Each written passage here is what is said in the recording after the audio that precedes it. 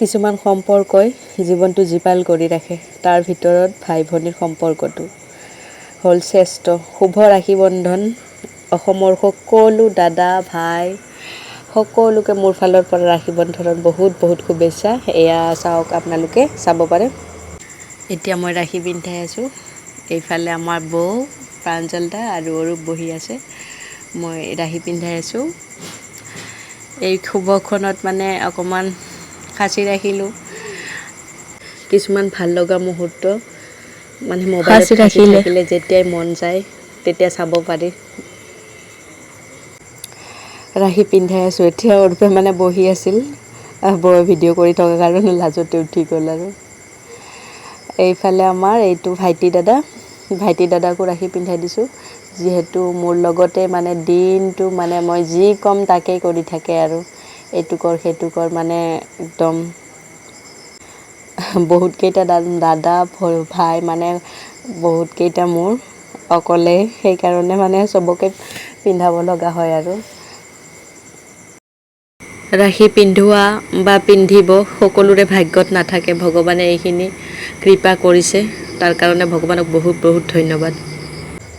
দাদা বা ভাইটিয়ে বহুত মানে যিকোনো মুহূৰ্ততে মোক বহুত সহায় কৰে।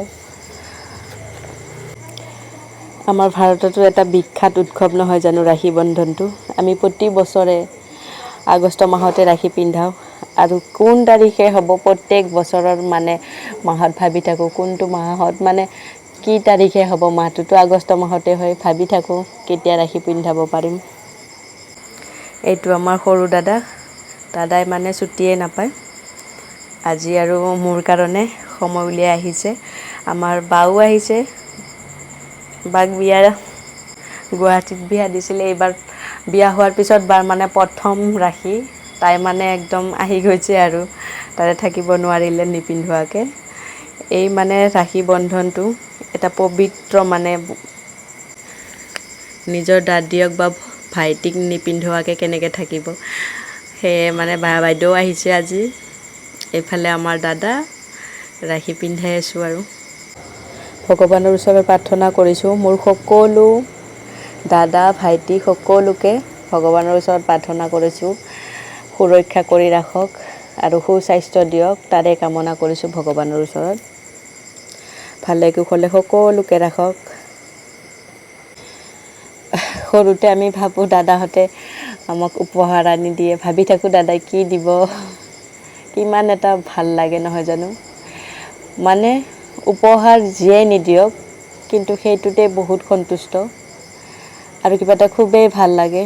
দাদাহঁতে যি মানে দিয়ে গিফ্ট। এয়া আমাৰ ভাইটি, যি নেকি মোক বহুত মানে সহায় কৰে।